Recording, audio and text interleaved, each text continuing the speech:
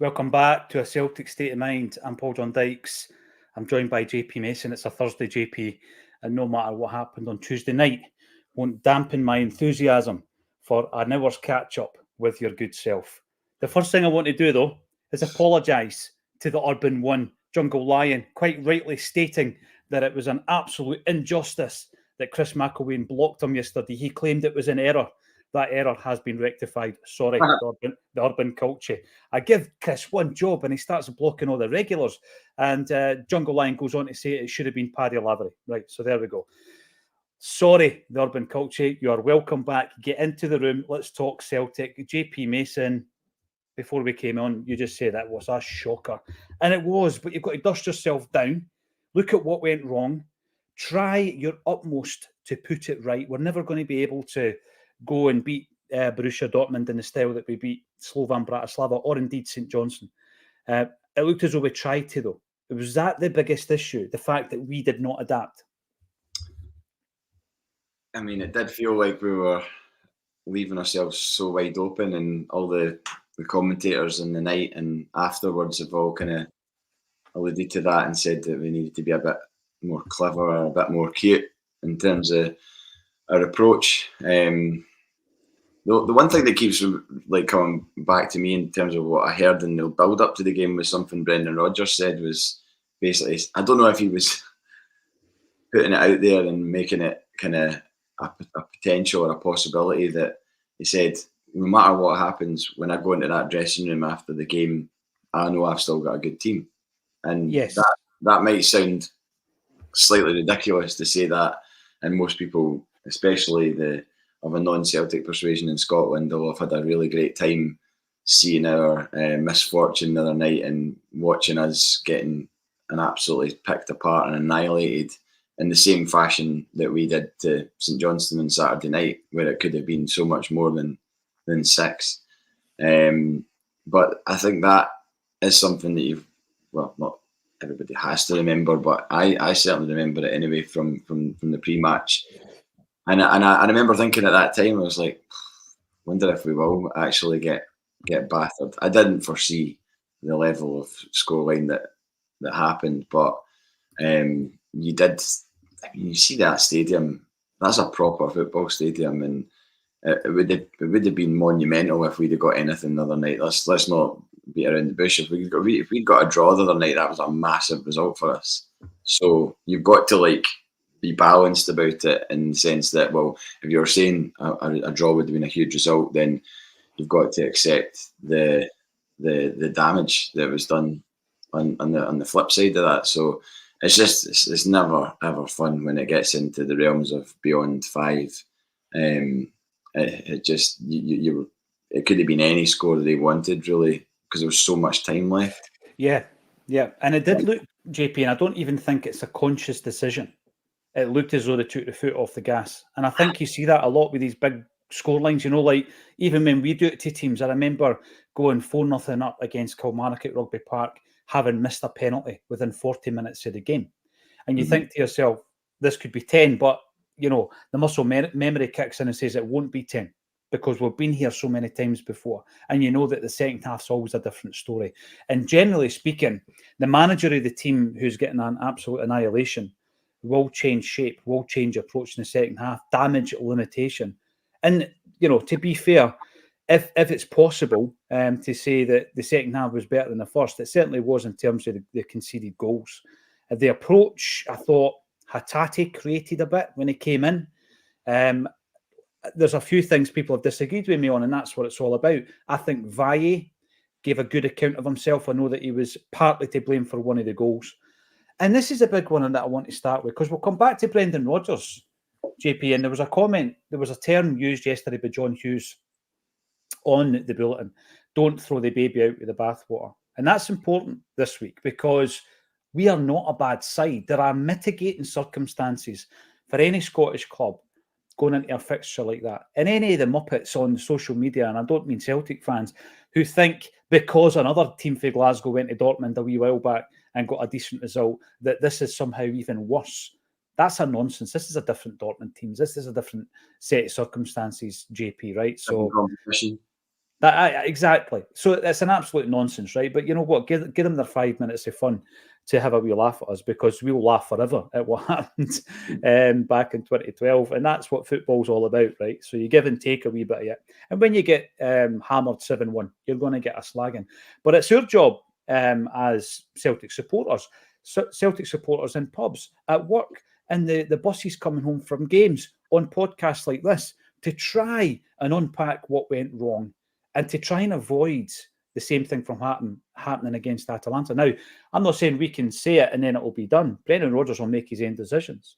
But one of the biggest things that people have been disagreeing with me on, I think it's divided, it's split, is the performance of Kasper Schmeichel. Because it was my view, having obviously covered the game, it was my view that if it wasn't for Kasper Schmeichel, it would have been double figures, JP. I mean, he's doing his job, right? He's making saves, but he made 6 saves. 6 decent saves, not just like, you know, straight at it's compulsory that he saves the ball. If he doesn't, then it's his fault. 6 decent saves in the game. Who doesn't, then he's Barkas.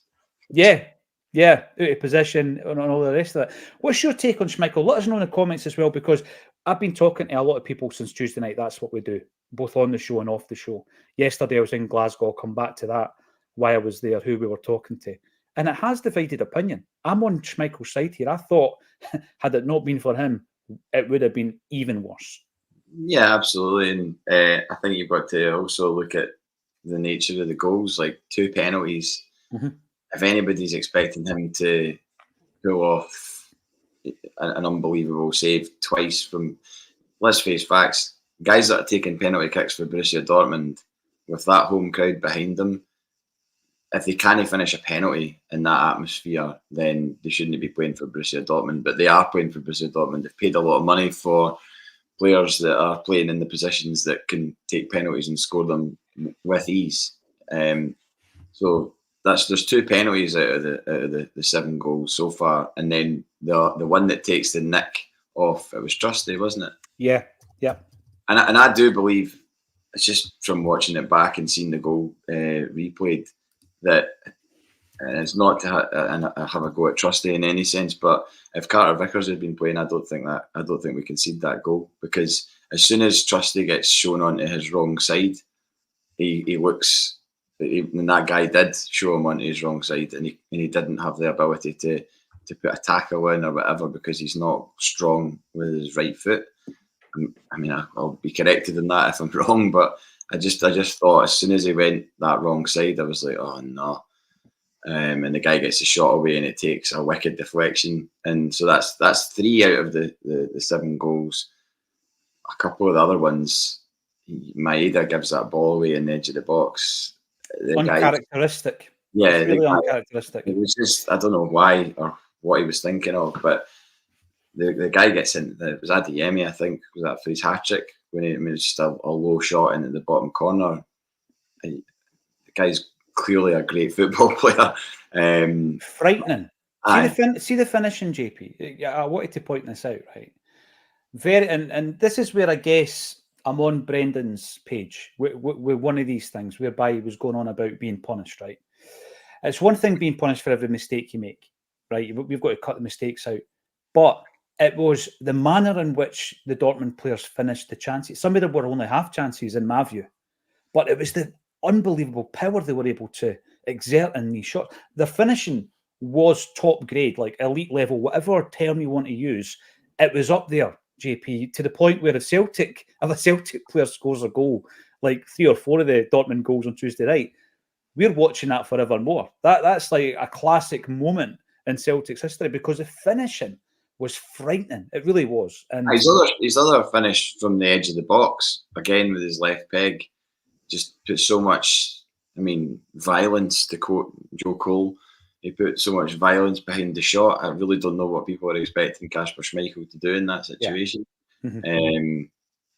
To be honest, I've not seen a lot of the criticism about Schmeichel, if there has been any discourse.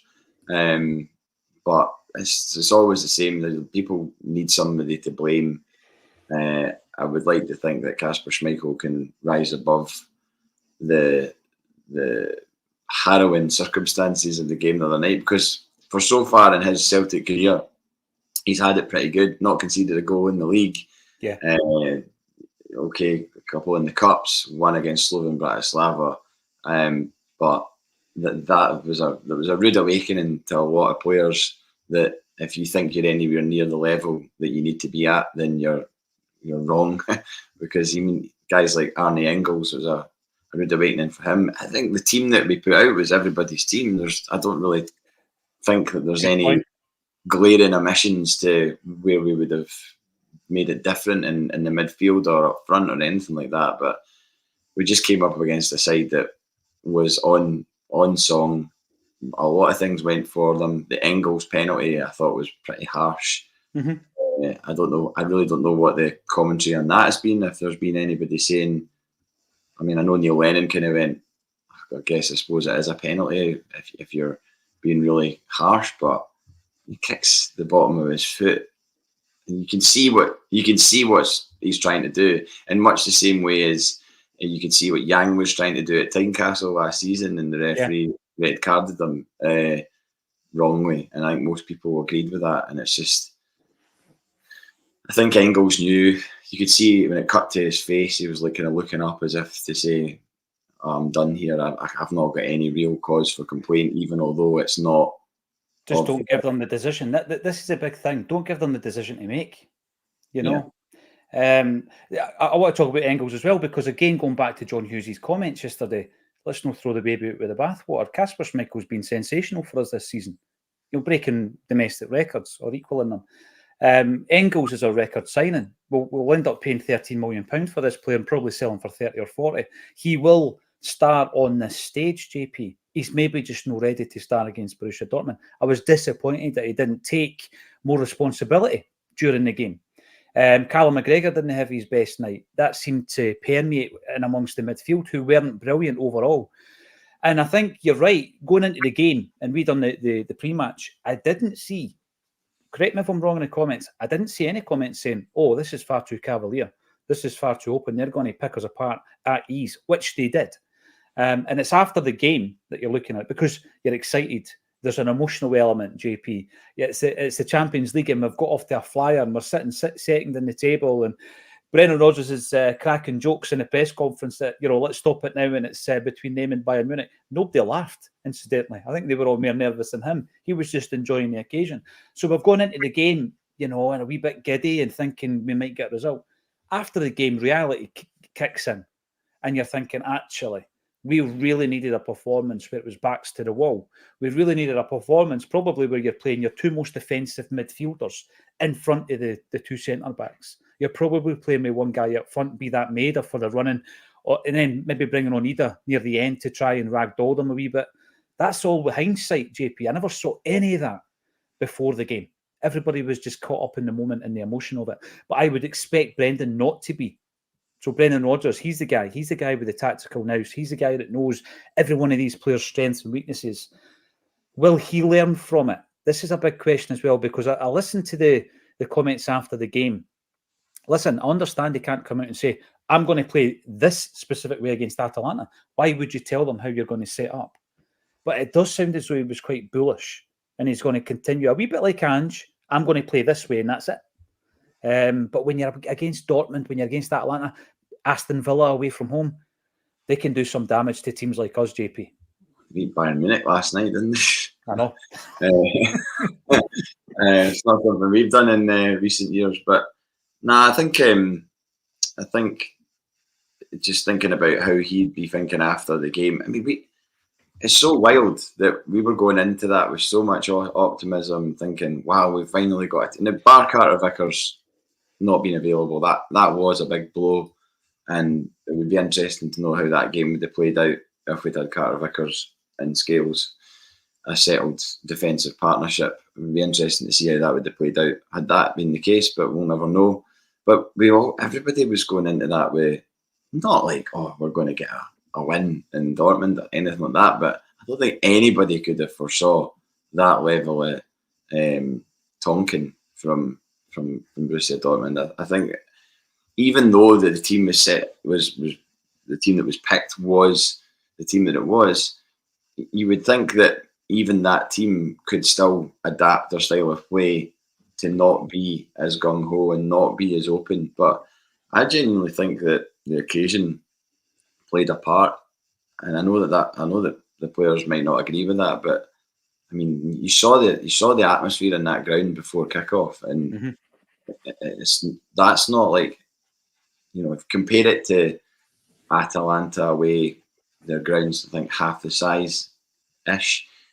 Villa Park won't be the same intimidating cauldron as that ground. I'm not saying it's all about the ground, of course it's about the team as well, but it just felt from early on, and especially them getting, I mean, any team at home with that crowd behind them get a penalty straight away. And that was a penalty, there was no doubt about it. And thank God Schmeichel didn't get the double jeopardy and get sent off as well. And that was that's what you're waiting on watching Celtic in Europe, the red card coming out and just being like, all right, okay, here we go. Game over, yeah. A penalty and a red card in the first 5 minutes. So it might as well just hang the boots up at that point.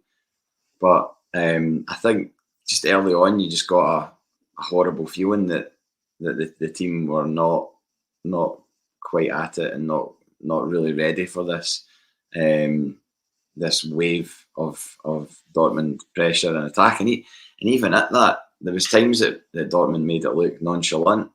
Like it didn't feel like they were proper like shoulder to the wheel and this was taking everything out of them or anything like that. It was just ruthless clinical finishing and capitalising on any mistake, and any friendship with Borussia Dortmund went completely out the window when you're looking at the half-time scoreline and we're getting cuffed 5-1. I know.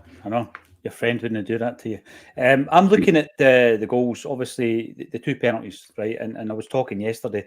We were in Glasgow yesterday, JP, to film the latest episode of This Is Acsom.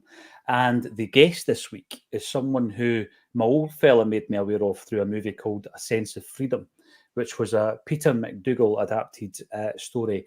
It had been adapted from Jimmy Boyle's autobiography, and the lead part of Boyle was played by David Heyman, a phenomenal Scottish actor. Like, he's been in everything. He was the boy in the striped pajamas, He's played in movies alongside Bruce Willis.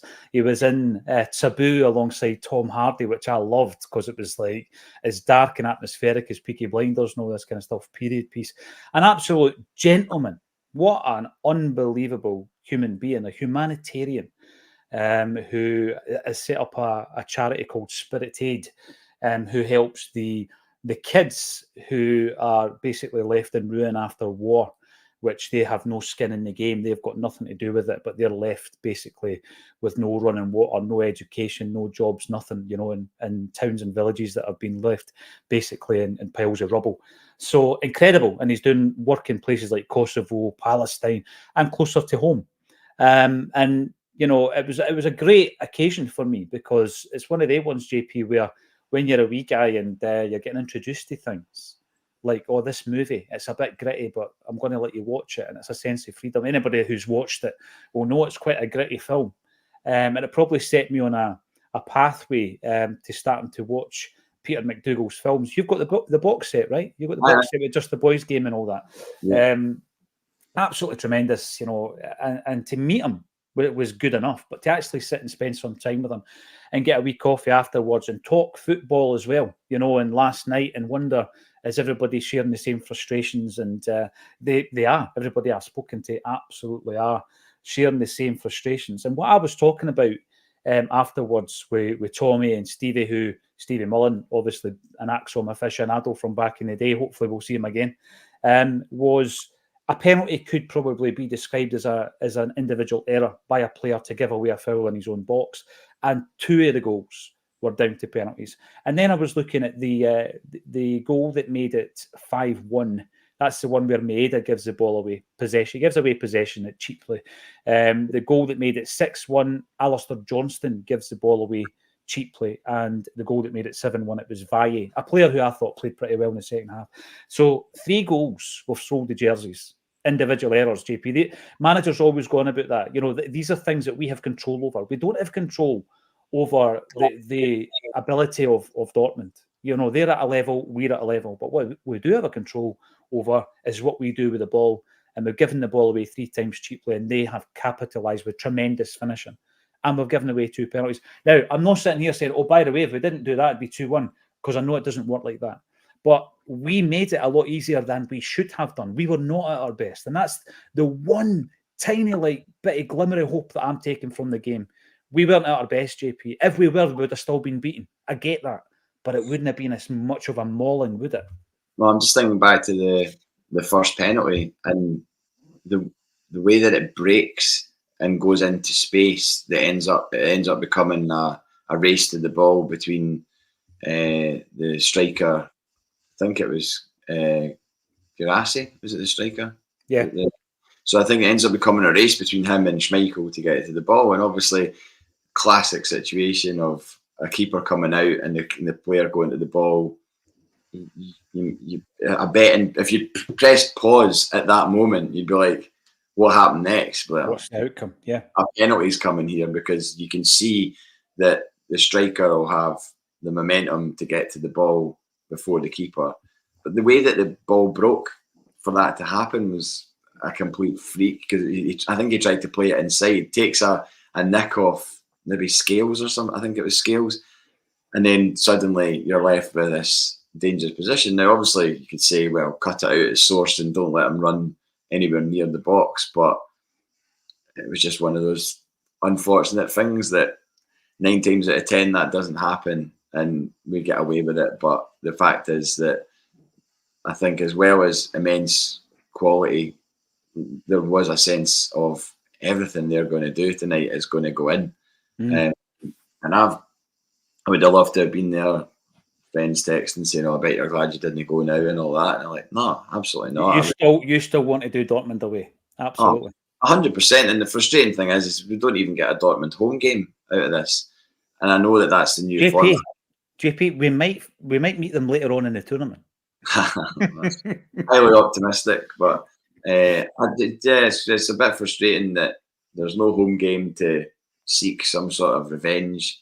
It's just a case of, all right, we have to just dust ourselves down and accept that might be the one and only game that we played Dortmund in Dortmund for a long, long time. It's 32 years since the last time we played them, and then you've got to just basically sit on that scoreline. And I remember coming out of the Parc des Princes after we got cuffed 7-1 off them and just being completely shell-shocked, like not really knowing how to compute what I'd just seen, because I'd never seen Celtic dismantled like that by a team.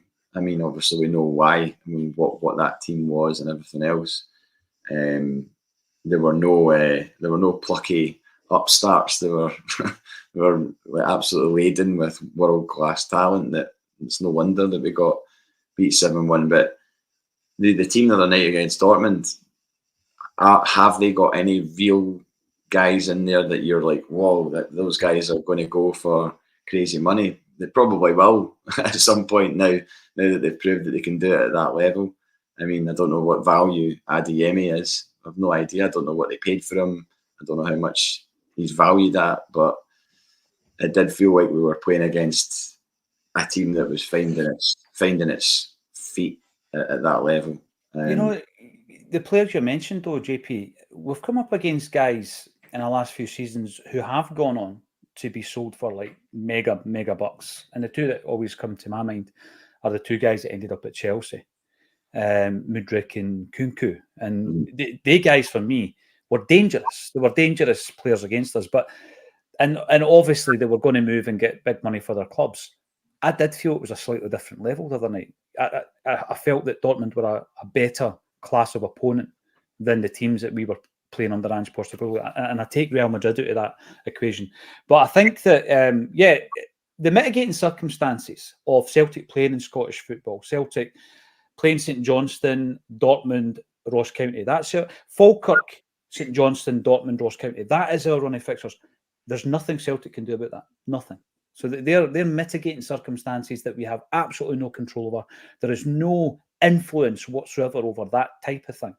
But the influence we do have is making sure that we buy the right players, which I think we have this season. And it's going back to John's comment yesterday. We can't just rubbish everything, tear it all up, say Rodgers is this, say the signings are that. because that's not the case. And I also think that we can ensure that the individual errors are cut out. And at this level in particular, JP, often you're not going to be punished in the same way against, let's say, St Johnstone or Ross County as Dortmund are going to punish you. So we need to cut that out. But also, and I'll go back to it, it was the first thing we spoke about, the Brendan Rodgers factor in all of this. So I'm not going to rewrite history here. Going into the game, I was talking about, and I used the example of Charlie Mulgrew. Charlie Mulgrew, we were with on Saturday night, and he said, had he not left Celtic, he would never have made it at Celtic. That was basically the story. He had to go away and discovering what a footballer was all about, being a footballer, on and off the park. And he did that because he left Celtic. He was disappointed. He went to Wolves, didn't work out. He ended up at Southend. He's thinking, I'm never going to make it as a footballer. Had to rebuild, completely change his mindset, his approach to training, diet, the whole thing. And he did that, and he learned, and he came back, and he became a success at Celtic. When Brendan Rodgers left, he, for me, did incredibly well at Leicester City in Europe. So last 32 of the Europa League, semi-final of the Conference League at Leicester City, right? Who obviously won the league in the not too distant past, but are not an elite club in England. They're not a top 6 every season club in England. And he did really well in Europe. So when he came back, what I was talking about leading into the Dortmund game was a pragmatism that Rodgers had perhaps learned during his tenure away from Celtic Park. And then you go into Dortmund and you think, no, we've not learned anything. And that's a big worry for me.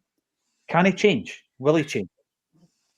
Well, I think it's important to point out that the competition that he did well with Leicester in was the third tier of European football, wasn't it? So this is the top tier. And who's to say that, we're obviously by proxy going into the Champions League because we're the champions of Scotland, and there's a direct route. They don't have the banana skins of qualifying and all that we've had to negotiate so many times, and has led to us only being in the Champions League 13 times out of the last 23 years, I think it is. Yeah. Because of those banana skins. But I mean, if we were to be going into the Europa League with this side, I would like to think that we would have a serious chance of going somewhere, because we were all so optimistic with this side. I think it's just the level that you step up to when you go to play a Borussia Dortmund on when they have a good night. It's the odds are so stacked against us in terms of getting anything out of that game. I think that, as we said earlier on, getting a draw the other night would have been celebrated wildly, and that's just a draw. So you have to accept that if you're going to celebrate getting a draw against a team as good as that, then you have to, at the same time, lick your wounds at the nature of the defeat.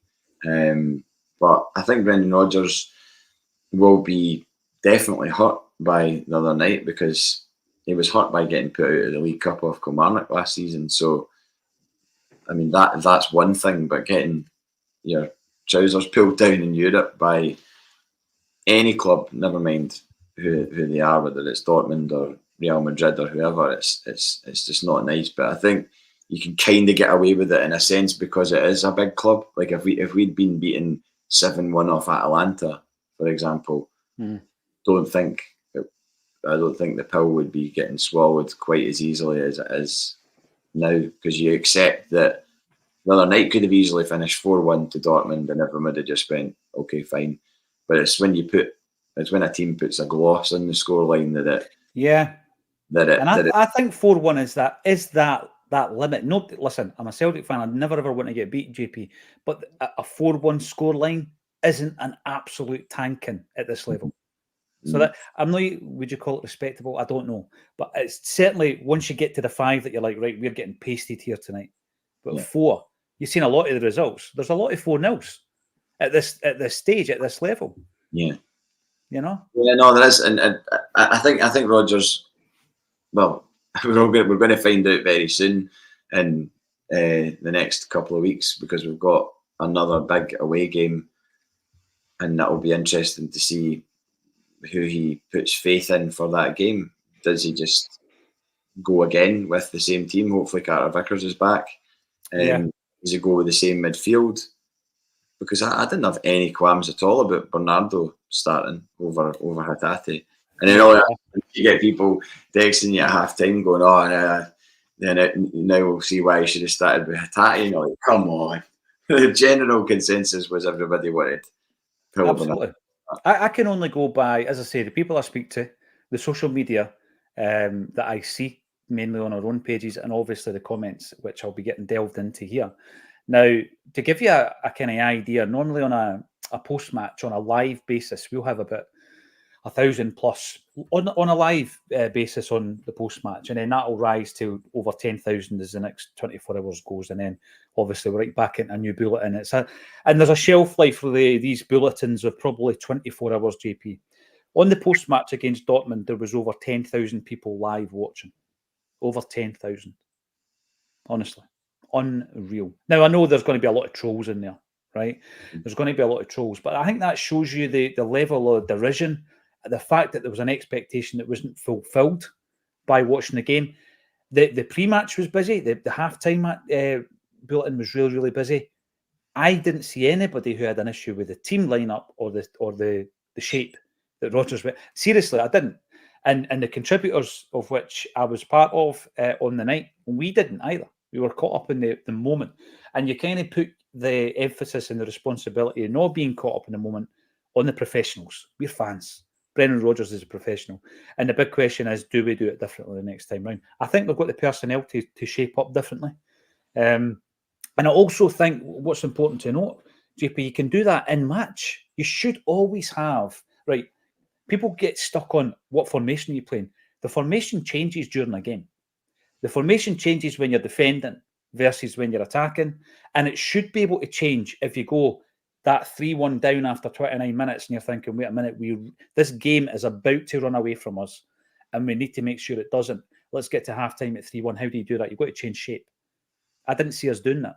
I really didn't see that in-game management that I would expect for Brendan Rodgers. No, it definitely seemed like we were. Neil Lennon said it in commentary, like the definition of insanity is trying to do the same thing over and over again and getting the same result. And our attacks, if you want to call them that, did seem to be that way, just leaving ourselves horribly open.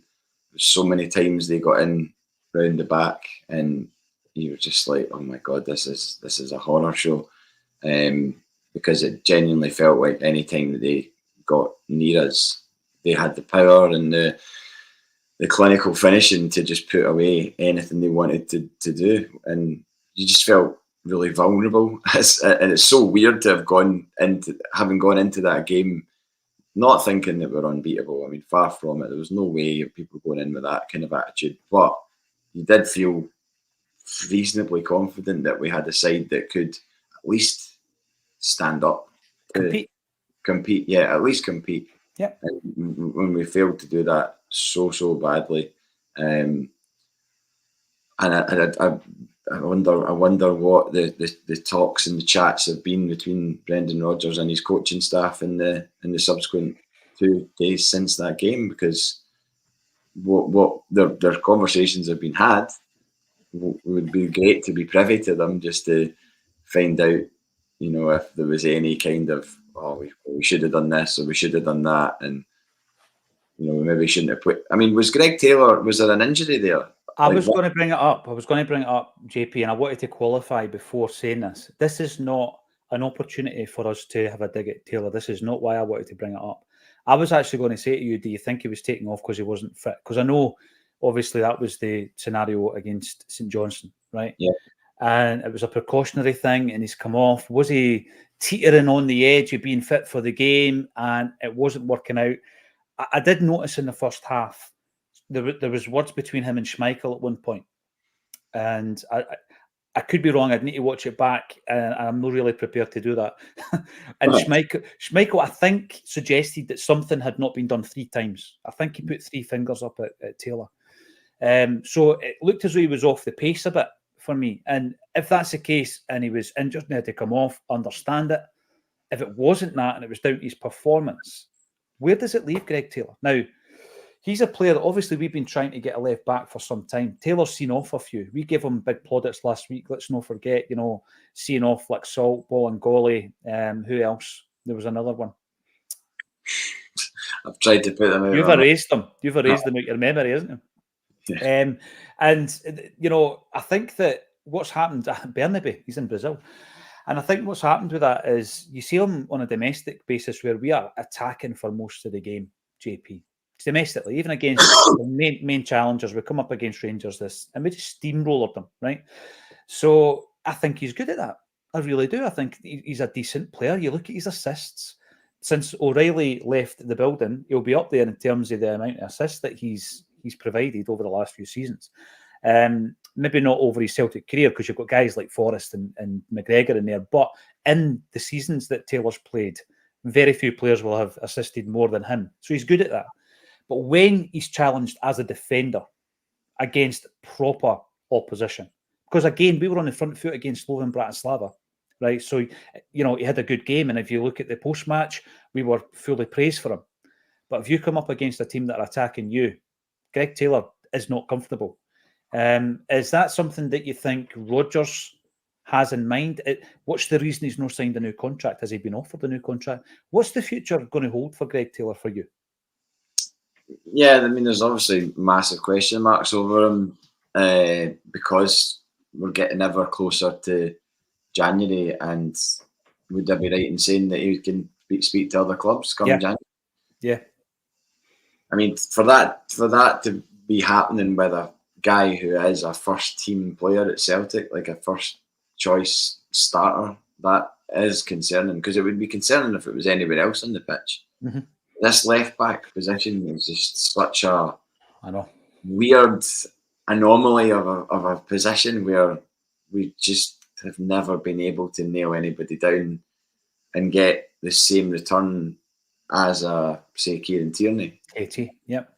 And the guy's not been at Celtic for 5-6 years now, and yet we still talk about him. I mean, people might not want to talk about him and just be like, well, live in the now. But when you've constantly been like, we need to get a really good left back that's a guy that could go for big money in the future. Just we need to get like the Engels version of a left back, pretty much. Yes. Time waits for no man, and Greg Taylor's, getting towards the latter end of his career, probably. I mean, I'm not entirely sure what age he is. He's 26. That's unfair. He's definitely not. But if we're prepared to regenerate other areas of the team in the way that we have done, then we probably need to do it with left back. Because everybody sort of said when we signed Baye from Barcelona, this isn't the answer. A project from Barcelona who's we're not going to buy, apparently, because there's no option to buy. That isn't the long-term solution for this really, really puzzling conundrum that we find ourselves in year upon year. Because I really like Greg Taylor, and I think he's been a really good player for Celtic. There's no doubt in that. All he needs to do is point to his medals.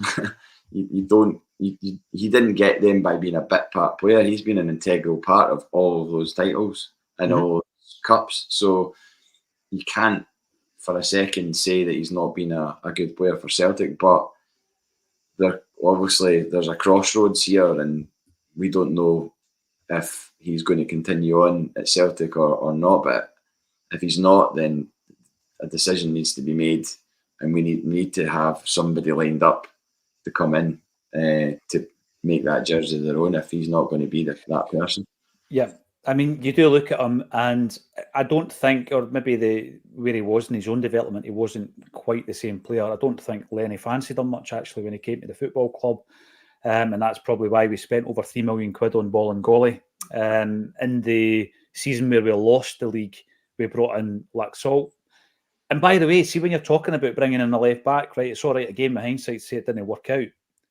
So buying AC Milan's left back, who had loads of caps for Uruguay and had been picked in the World Cup team of the tournament and all the rest of it. That's the type of left back, on paper that you're thinking, aye, that's the upgrade that we need. Didn't work out. And then he gets the jersey back, and then Ange tries to bring in a left back, and Bernabei doesn't work out. And I think that he played his best football under Ange because we were always attacking. That was the whole mentality behind the site, behind Ange Postecoglou. And he was playing that inverted role. But there's, and again, in league games, domestically, he's looked good. Against Bratislava, no problem. Comes up against Dortmund, and he does. But again, I'll qualify this. Like we said at the very beginning of the discussion, JP, it was maybe injury-based. But even then, I still think that's one troublesome area of the team that we need to look at. And we don't have the long-term option with Valle because it's a stopgap. It's a sticky plaster because we had no cover for him. Greg Taylor's now in his 6th season as a Celt. He's played almost 200 games now. And when you look at the record, in the first season we win the treble, then we win nothing. We follow that up by a double, a treble and a double. He has played in a magnificently successful Celtic side. But as you say, there's really is a question mark over the contract and what's going to happen next with regards to Greg Taylor. Is Valle the sticky plaster because we have our eye on someone else that we're going to buy in January or the summer? Who knows? But yes, I think it was worth talking about that. Now, there was also a point several times that it's been made, and you've mentioned it today, maybe we're not at that level in the Champions League. What I would say is we're not in the top 8. We know that. We're not going to finish in the top 8 in this group. But the way that it's structured now in the kind of 3-tier system, that middle bit, and I know, if you calculate it, it's not actually a third, but between 9th and 24th, right? That section there, I think we are that club. I actually do think we're a Champions League club in the sense that I think we belong in that middle section. If you get to the bottom and you're going to get bounced out because if you're 25th to 36, you're out the tournament, I don't think we're in there. I really don't, JP. I think there's clubs in this tournament who we can beat. I think there's clubs in our group who we can beat. I think we can get the 9 or 10 points we need to get in that middle section. So again, the 7-1 is horrendous. It's the one thing we didn't want. We didn't want to be on the end of a pasting, but it's happened. Let's make sure that if we're going to get beat against Atalanta, we're going to get beat against Villa, and by the way, they might have already qualified because it's the last fixture. Let's make sure we don't do it with a whimper, and let's make sure we don't do it with naive tactics and with players who have played so well all season and then they shrink and they don't show up, and then you've got the individual errors that we spoke about as well.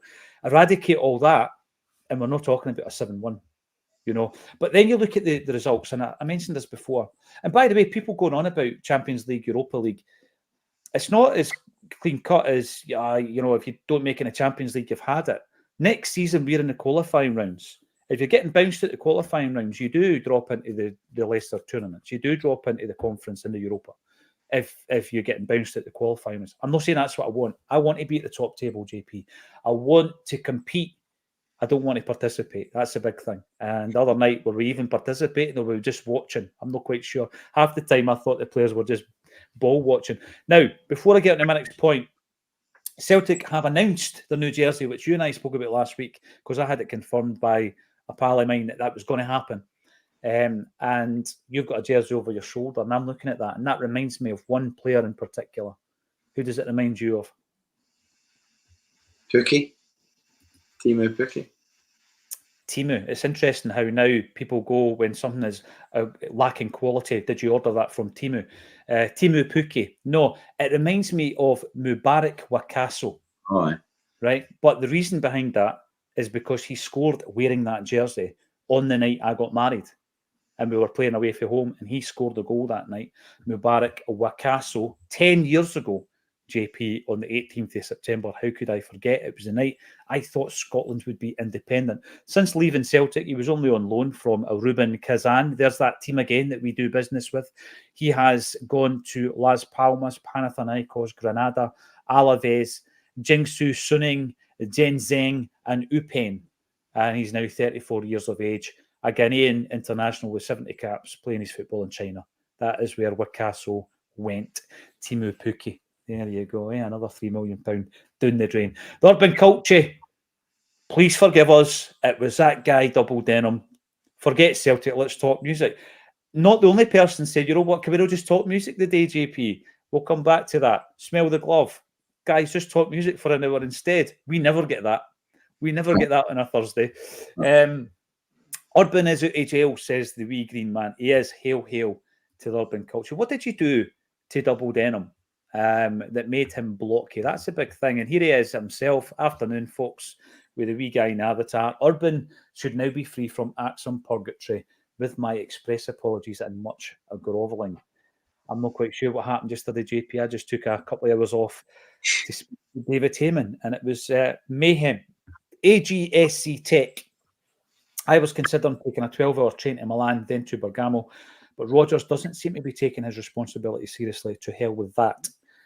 The reason I brought this up, JP, is because you are a traveller, not a time traveller. You're a traveller when it comes to Celtic, when it comes to your job in the music industry, and you love an away day. And I was watching, the scenes of Celtic fans prior to the game, your social media channels and posts, and everything was awash with all these guys and girls over there. And there's a wee tinge of jealousy, of course, but it's the dedication of these fans, JP. It really is a dedication. If you go over there, you're going to feel mugged off if you get beat 7-1. It's not acceptable in that respect, is it? Yeah, I obviously, having been, like I said, in the wrong end of a 7-1 in Paris a few years ago, yeah, obviously you do feel a bit kind of hard done by, and I don't think I'm never the type of person that would be, standing shaking my fist at the front door of Celtic Park over the fact that I went all the way to Paris and watched my team get royally trounced by a better side. I think the scenarios where it's probably more likely for that to be the case is when you're dismantled off an Art Media Bratislava, or some of the other things that have happened to, like AEK Athens beating us in the Champions League qualifier, and things like that. The Borussia Dortmund game obviously stings. It'll definitely been a sore one for everybody that was there and witnessed it, because you just feel helpless. There's no amount of singing. You could sing for every minute of those 90 and your voice be gone at the end of the game, and you're still looking up at the scoreline and it'll say what it says. So those games are when you feel redundant a bit as a supporter, because you just feel like, oh, I've made this effort to get here. I've got 2 trains, a plane, a bus, spent X amount of money and everything else, and then that's what you walk away with. That I get it. It's a forlorn experience leaving a ground, especially if you are waiting to meet up with somebody and you're just on your own. Like if you go through that and you happen to get a ticket and you're wherever you are in the ground, and then you're just kind of like, you feel completely lost in a city that you don't know that well. But it's all about experiences, and I would have loved to have been there.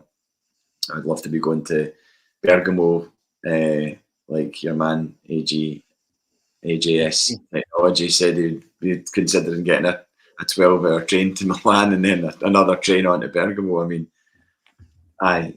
it's great fun. As much as it obviously can be devastating, as we saw the other night, it is great fun, especially going away. Like I would normally go with my pal Michael, and very rarely get to see Michael these days, just purely because of life. And then you get the chance to sit with him maybe in a train for 5-6 hours or whatever, however you get that way, and you get the chance to catch up and share old stories about going previous Celtic trips and all sorts, and just generally catch up. And I find that a great environment to do that in, because you're both going for that. You're both putting yourself through that sort of, not turmoil, but the travel and stress that comes with travel at times. When you're running to catch your next train or whatever, and you've got no time to get another stock up of booze or food, and you're just like, your only goal is to make that train or make that flight. And I think when you've got that shared passion and you're hanging out with somebody that is putting that effort in as well, you're immediately on a level playing field with them. And obviously it helps when you've known them. I mean, I've known Michael 25, 26 years. No, maybe even 27 actually. It's terrifying. So I miss that aspect of it. But going back to the football, it just shows how important these home games are. We need to be as ruthless at home as we were against Slovan Bratislava, where everybody after that game had said if it had been 7 or 8 to us in that game, nobody would have complained, because we did to them what Borussia Dortmund did to us the other night, and we need to have that mindset. I mean, obviously, tall order the next home games against Leipzig, who ran Juventus close the other night. Was it last night? They get beat 3-2, I think. Last night it was, yeah. Yeah. So, not saying that we should be thinking about going out and hammering Leipzig, but we should be certainly looking to impose our game, use the crowd to our advantage, because you only get 4 shots at it, and then the rest is a roll of a dice as to how we're going to do in those other 3 aways. I mean, right now Aston Villa seems a pretty terrifying prospect, considering what they've got at their disposal in terms of midfield and strikers. And you take one look at their score from last night. You're not fluking your way to a 1-0 victory over Bayern Munich. And I'm pretty sure Bayern Munich would have been taking that very seriously last night, as they always do in Europe. So yeah, it's amazing how you can go from the absolute dizzying high of your biggest ever Champions League victory at home, or even full stop in the competition, and then a couple of weeks later you're on the wrong end of a drubbing. A pumping. I'm looking at the final 6 games, JP, and this is the way that I view it, right? As we're sitting here today, I think you look at Leipzig, you look at Bruges, Young Boys, and when you're playing Dynamo, right? And you need 3 wins.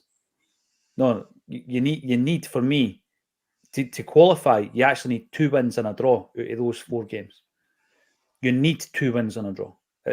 Otherwise you are in that bottom category of Champions League losers, if you like, who are not going to get into the playoff round. Aston Villa, unless they absolutely put out a kind of shadow side because they've already qualified, and I don't even think that will be an option. We're getting nothing from that game. Atalanta, massively surprised if we get a point for that game. Leipzig at home, a draw would, at the moment, I think, be all right. I think, you're still looking at it going, we're doing okay. 1 win, 1 draw, 1 loss.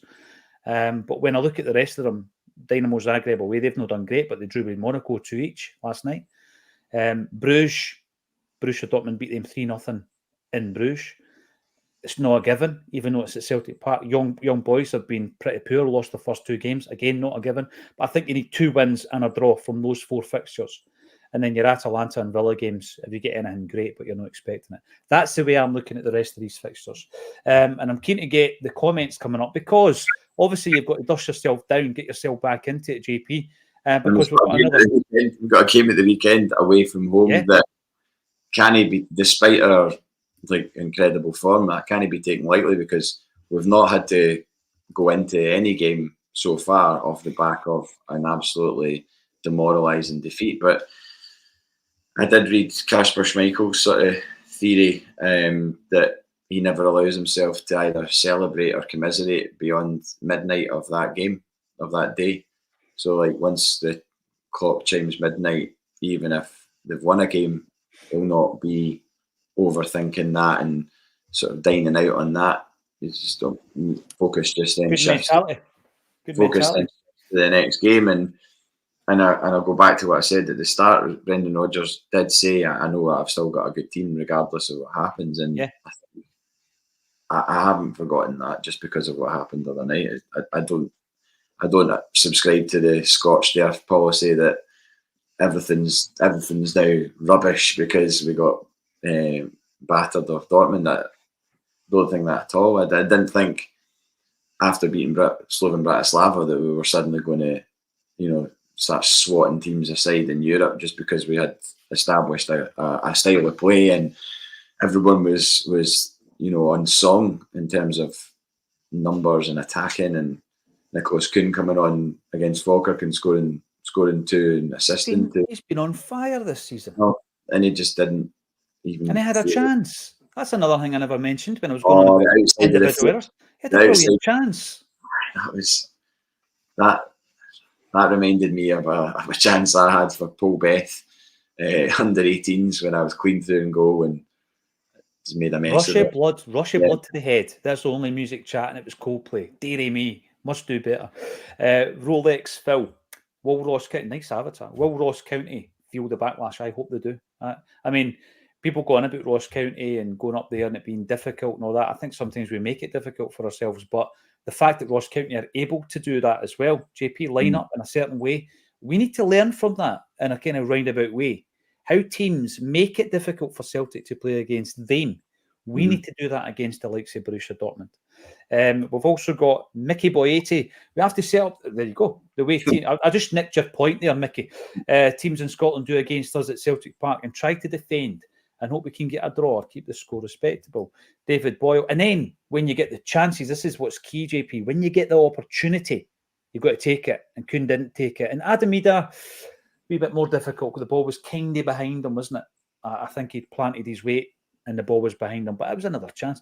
David Boyle, I hope that the loss allows Brendan to realise we do not have the team to go toe-to-toe with the elite sides. This should be the time to work on a counter-attacking system.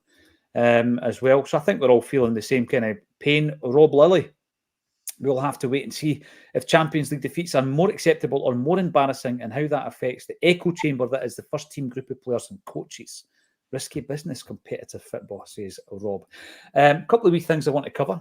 We mentioned the launch of Celtic's 4th jersey, and it happened this morning. And Mikael Lustig, I mean, I think the last time Celtic went down the barrels was to try and speak to people selling hooky Celtic goods on stalls. And then all of a sudden, it's a cool place to be. Wonder what gave them that idea. Anyway, Mikael Lustig down there looking absolutely tremendous in the new kit. But it's another new range, isn't it? And I'm not sure. It's kind of retro, JP. It was quite obvious that the first commemorative kit was the heritage kit, wasn't it? The second one was it was almost like the classic hoops with the white-out badge, so you get it. This one, I get it, it's retro and all the rest of it, but it just looks like a goalie top. Something that Billy Thompson might have worn in 1985 for Dundee United. Yeah, there's one in a frame in the Brazen Head that looks like a sort of similar, like it could be from a similar, or definitely from their thought process or ideas board that they had when they were trying to come up with something. But my only gripe with it is that, well, we don't know. Obviously, there's been rumours yesterday that Adidas are going to extend the deal.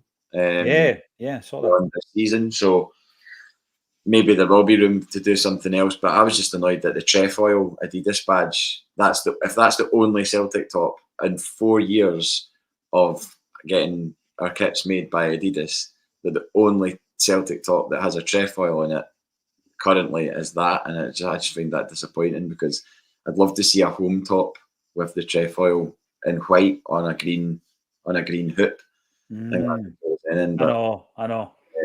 I just don't know if it'll happen, and I do hope that we renew because I think the stuff's been good. Obviously, when you see things like that, it does feel a bit like a cash grab.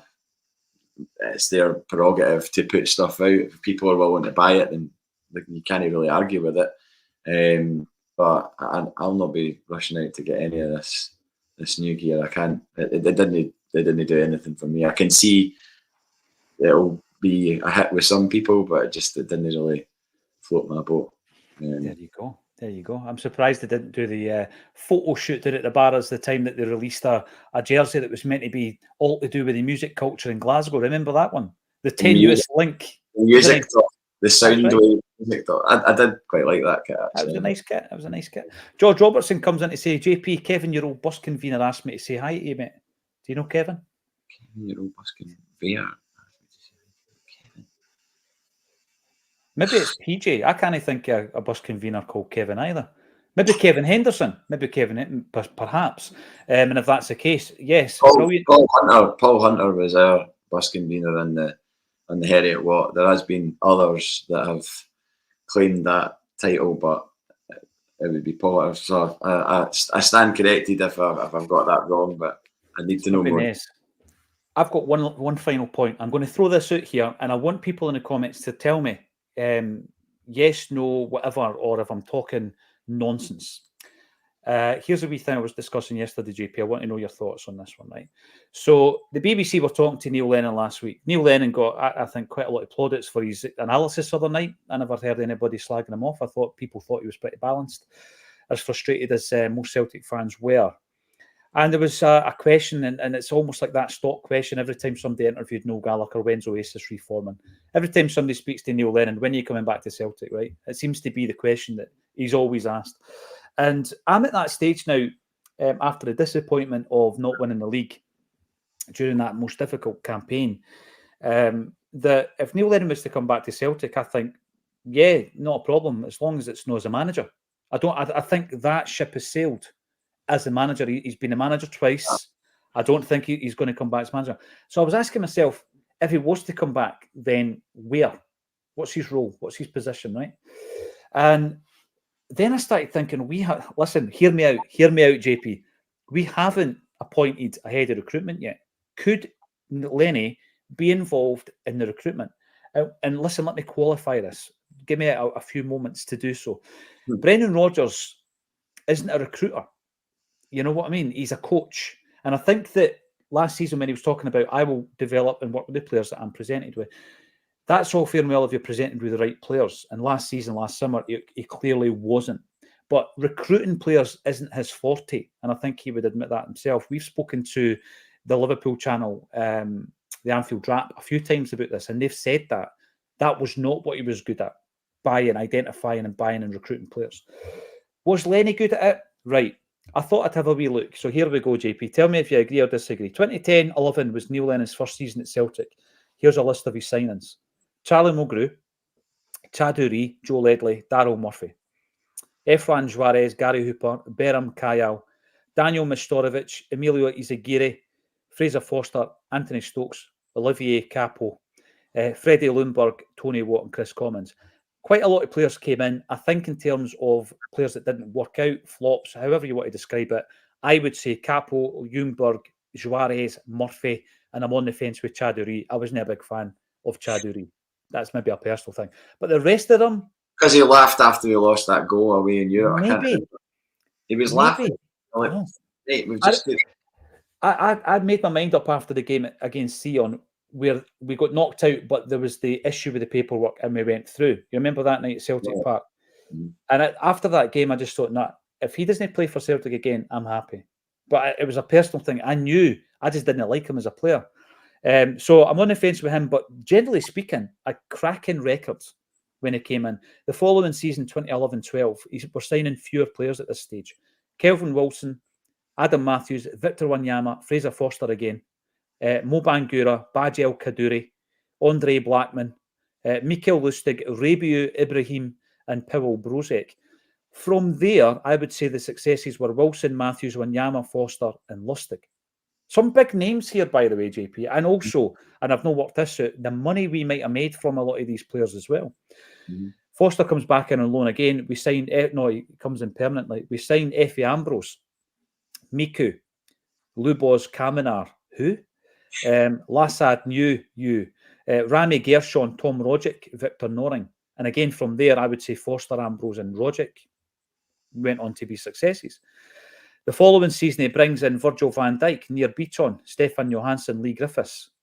All successes. The ones that didn't work out was Amido Balde, Moyer Colo, don't even know if you remember him, Dirk Borigta, Pukki, the aforementioned, and Finn Johnson.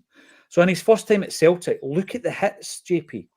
Look at the hits. Like big players like Van Dijk, Wanyama, Tom Rogic, Fraser Foster. You know, and then he's going into the Championship and he's bringing players in like Joe Ledley and he's bringing in Chris Commons. And for me, his record was good. He comes back, and here's his record second time round. Julien hit, I would say. Luca Connell, ball and golly, flops. Ilhamid, I would say a hit. Foster again. He liked signing Foster 4 times. Hit. Maurice Boyer, miss. Mohamed El Yunusi twice, a hit. Greg Taylor, a hit. Frimpong, 300 grand, sold him for 11.5 million quid. And then you've got guys like Leo Connor, Patrick Klamala, Ismail Osoro, Barkas, Ayeti, Duffy, Laxalt, and Kenny. That's a bad run. And David Turnbull, a hit. My point is, he knows a player, JP. You look at that list, other than that final season, he knows a player. Would you have him back in recruitment? I mean, I wouldn't be opposed to it at all. I mean, the more people doing good work for the club, the better. I mean, you can't just have one person flying all around Europe to look at players. And you'd like to think there's like a team of them. And if Neil Lennon was part of that process, I wouldn't have any problems with it, any issues with it. If he was to be identifying players or going to meet with players to discuss moves or whatever, if he was representing the club to give them a bit of an insight into what being a Celtic player is and the demands and everything else. It's not as if he doesn't know that from being the player and the manager. So, I mean, I'd say he was probably overqualified to be that in that job. But then he's not really done a lot in his managerial career to argue that. Well, I mean, the Celtic job would be absolutely ridiculous if he was ever considered for the Celtic job again, because he's done nothing in the time since leaving Celtic. And we could argue that he had done nothing in the time since leaving Celtic to him arriving back in 20 years have gone in my mind. I can't even remember. 2019. 2019, yeah. So it's COVID. I blame COVID. I know. Those years are all kind of like just swirled into one. But yeah, people would point to his managerial record prior to coming back to Celtic and be like, why are we considering this guy for the Celtic job when he's not set the world on fire out with Celtic? So, I mean, I wouldn't be averse to that at all. I mean, I know that the second time round, it looked as though we were doing different business. It looks as though we were doing things differently. But all you need to do is listen to Jeremy Frimpong. He cites Neil Lennon as being a massive factor in his success and his development as a footballer. So it wasn't always the case that he was being presented by players. First time round, all the guys that we were pulling out of the Championship, guys like Gary Hooper, for example, Chris Commons, Joe Ledley, and add up, we got those 3 players for under 3 million quid. JP, because Hooper was 2.5, Commons was 300 grand, Ledley was free.